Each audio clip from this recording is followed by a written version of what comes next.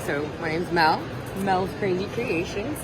We are currently living in Katy, Texas, but we're not from there. But we did drive there for Scarefest.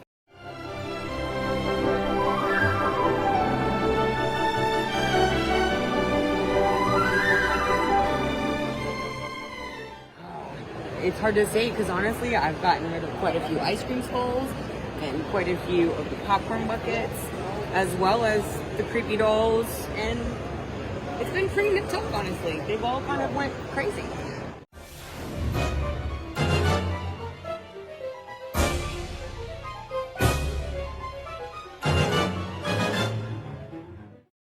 Years. Okay. This is my 10th year.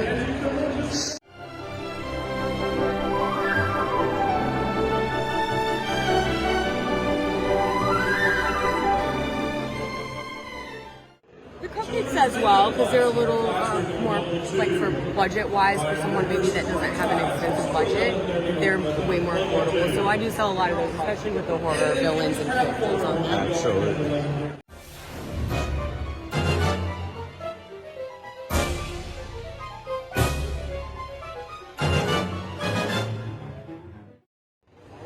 Honestly, it's the stress of getting down to the wire and making sure that you have enough product, because I hand make every single thing and I don't duplicate anything that I make. So for me, it's about making sure that I have enough product, especially if I've had a couple of shows and I'm like so depleted. So it's about making sure I have enough to bring to the show so I can get my money back, basically. Yeah. And the travel sometimes can be a little bit stressful, but not as bad as like just stressing out over making sure I have enough. Making sure I have what I want for... Yeah, exactly.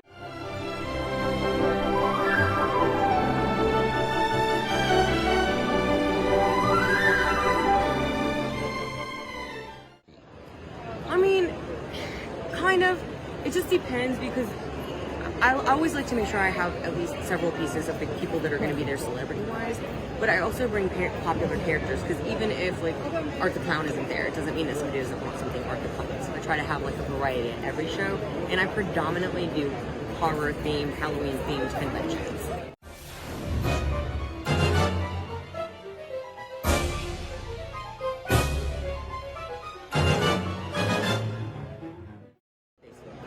And that's where... Yeah, I put everything on Facebook because, to be honest with you, I'm a little older, so the hashtags kind of annoy me. I do have an Instagram, but I don't post on there quite as often. Facebook is way more regular. So I don't have a website, and I don't TikTok yet. Yeah. Maybe one day. Yeah, so go to the Facebook if they want to check you guys out. Yeah. Mel, thank you so much. Safe travels home. Same to you. Same to you. Thank you so much.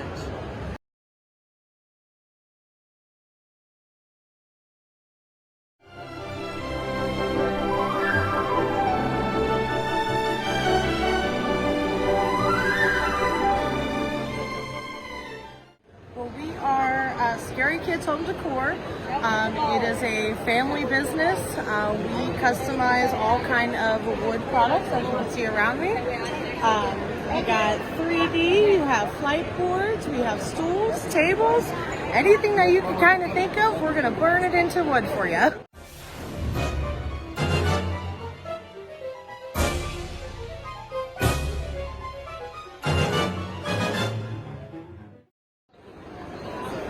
People. I love meeting everybody all around. We all have a common love for something, whether it's going to be horror or Disney or Harry Potter. Something for everybody is here.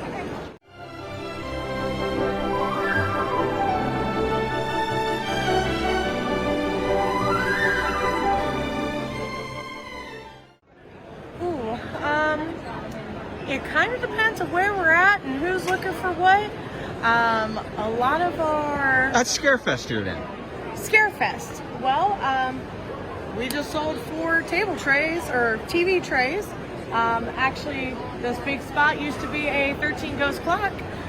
So we've sold a lot of those too. Probably our welcome boards. We've done a lot of those.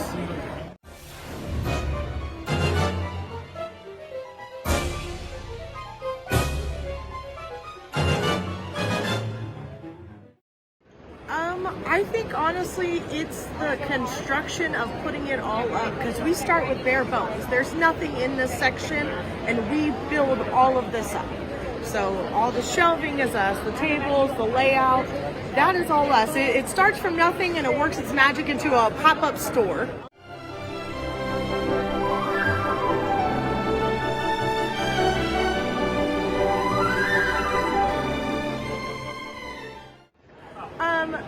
It's easier for me to direct somebody for when they come in and they're looking for a specific item or a specific subject. I can go, all right, these are my 13 goats. So when we kind of group things together, it's a little easier for me to direct somebody for when they're looking for something or someone specific.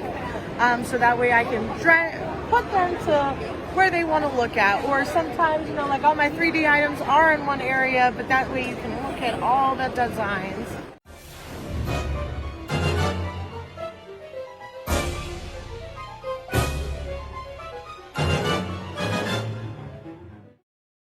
Yes, we definitely do custom work. We make sure you can message us. We make sure to get your imaging correct and send it to you so that way you like what we're going to burn for you. And then we'll burn it on something that you want. So if you want a stool, but you don't see a stool that you want here, we will do that for you.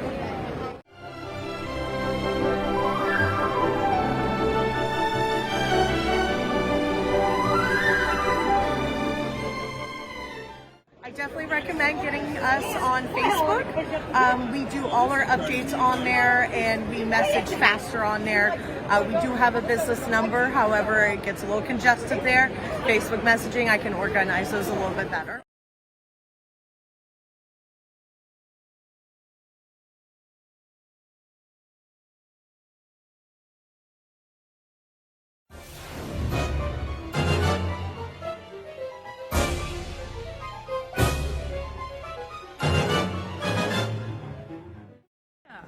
My name is Tiffany, and of course this is my business, Tiffany's Twist Creations.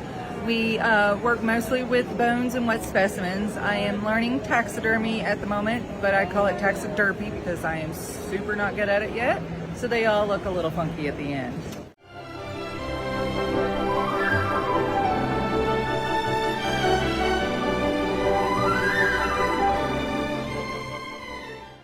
Well, I live on a farm, so everything that I get is ethically sourced.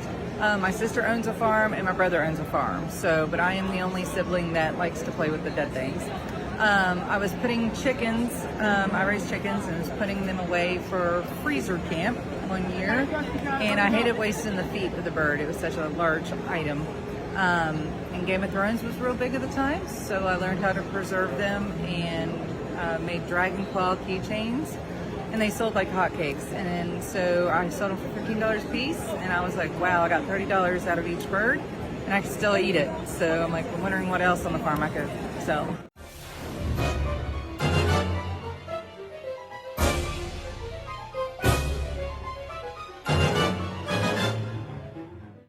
Well, my brother, he owns a lot more acreage, so he raises the Black Angus cattle that I have of the stalls. My sister, she owns primarily goats and a couple chickens, but not nearly as many. I raise meat hogs and chickens as well. Occasionally I'll have a goat, but just kind of as pets. So. Okay.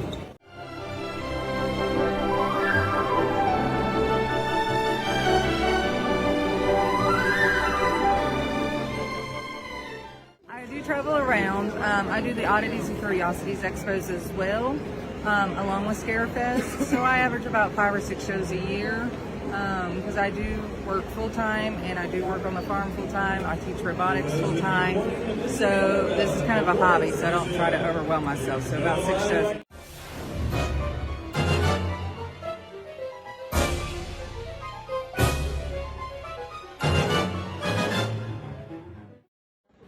Probably not. I'd love to still go to these shows and maybe even sell things, because about 3 years ago, me and my friend did a little business thing, and we rented a booth and had some of Mom's table, and we was selling bracelets and stuff. But I just find all this stuff really interesting, and it's really just a good group of people to be around. But I'm gonna be out of here.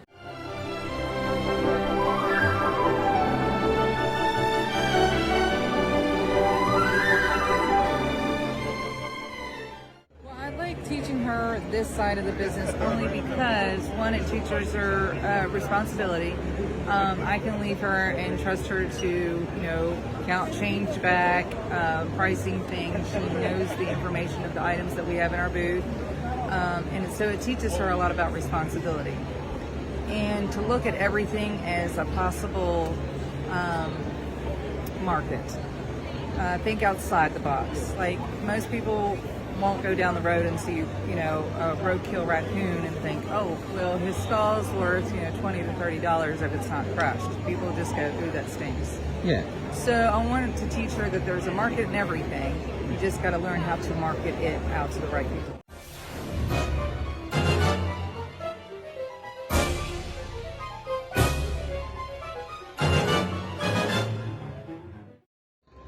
Just the people in general, like Scarefest staff, the other vendors. It's all like a little mini family. So whenever I get here, it's like, oh, hey, like I've had several vendors that's done this throughout the years with me, and staff members that's done this multiple years, come up and say, I've watched your kid grow up, every year. So it's like an extended family, and that's my favorite part, to be honest with you.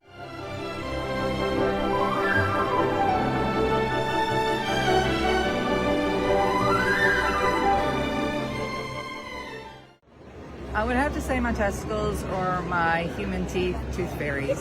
I'll go grab one real quick. Okay. And this was interesting when she said this, folks. She just said this to me. I'm like, looked at her like, Yeah. So these are real testicles. They are. May I ask of what type of animal? They're from a dog. Okay. I used to be a kennel technician, and the vet said, hey, I bet you can't sell these. I was like, oh, I bet you I can. I've just got to learn how to market them. So she was neutering dogs and cats. And then I have dentist friends, and she gave me a ton of human teeth, and I don't know if you all can see it, but it's got wings on it. That's a real human tooth. Is that like a molar or something? Yep, it's a molar. Not that I'm a dentist, but I play it's a one on the back molar. podcast. Yeah. So these tend to be my two biggest sellers. Okay. Is the testicles and human teeth. So, but I do all kinds of bone jewelry.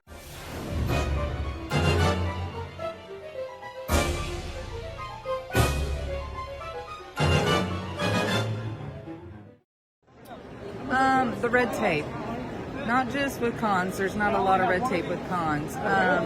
But just with the items that I sell, you have DNR that I have to, contend with the items that I do to make sure that I'm in regulations, that I'm not going out and purposely killing these animals for my business.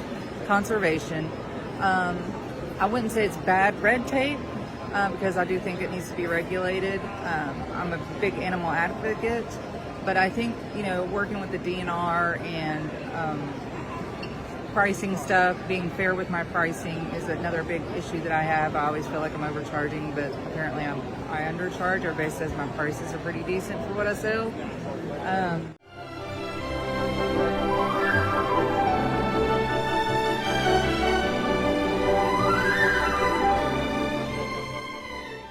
With the horror cons, not so much. Like, you'll have a couple oddities people, but I also do the oddities and curiosities, and those are a lot more vendors that deal with the kind of bone jewelry and things that I do.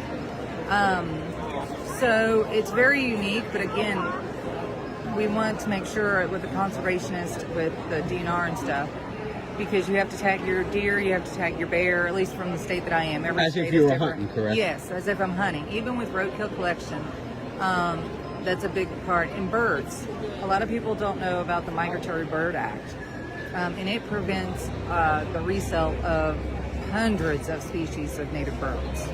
So, if a bird flies into a window and someone's like, look, I got this for you, I'm like, unfortunately I can't touch it because it's protected.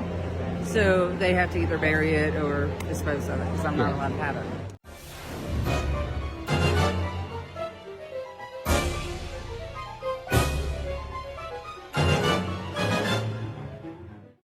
Because I'm more active on Facebook. I do have a TikTok, I do have an Instagram, and I have an Etsy shop as well.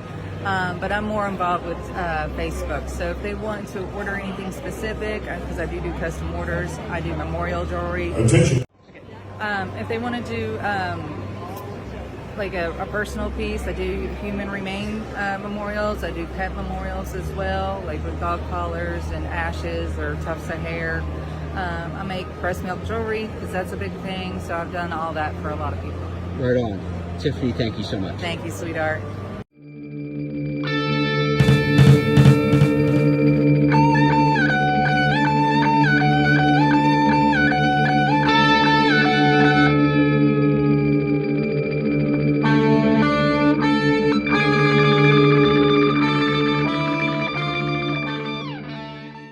My name is Naomi Heckman. I am owner of Chocolate Treasures in Howard, Ohio.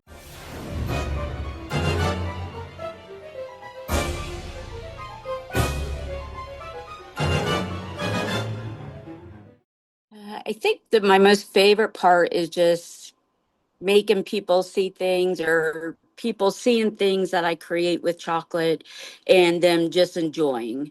And then having repeat customers come back saying they like this or they still have this, or it's just that's what warms my heart is if I can just get somebody to enjoy and smile.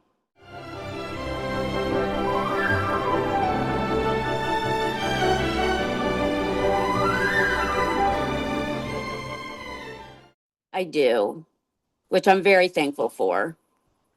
So if they know where I'm at, some of them will follow me to different events.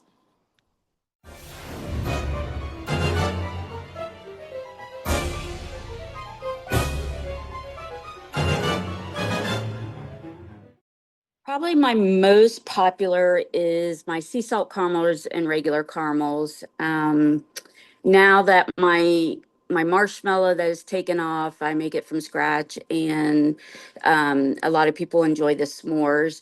Usually, about a little bit of everything sells, but the sea salts are usually the most popular.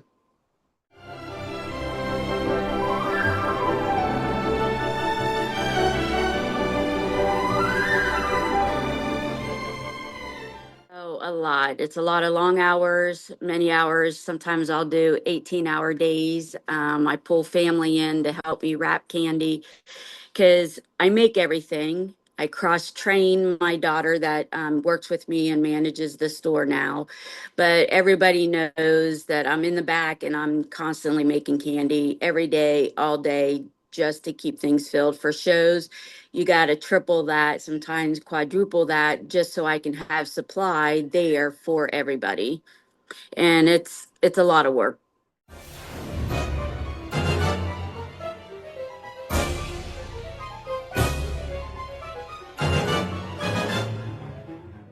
I do mail orders. Probably one link is Facebook because I update everything on Facebook. I always say what's new, what's going on, where I'm going to be. A lot of people will message me there through to place orders. We do have an online store. It's chocolatretasuresoh.com.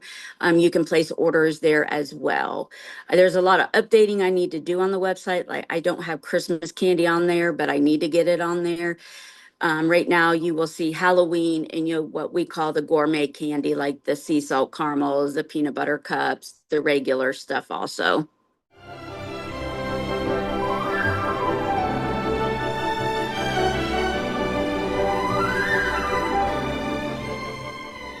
No, everything is seasonal, but the Halloween I actually sell 365 days a year.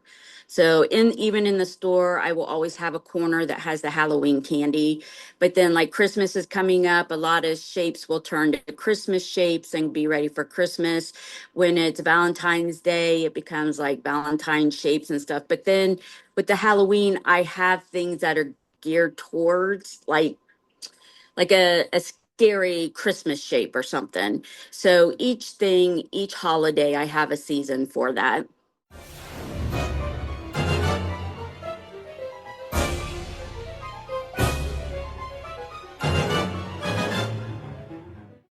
Through the past years, I'm a brand new brick and mortar. Our year anniversary is in December. So in the store, I can't tell you per se, but like with fall and Christmas is my biggest. So anywhere from the end of July until December, I'm nonstop.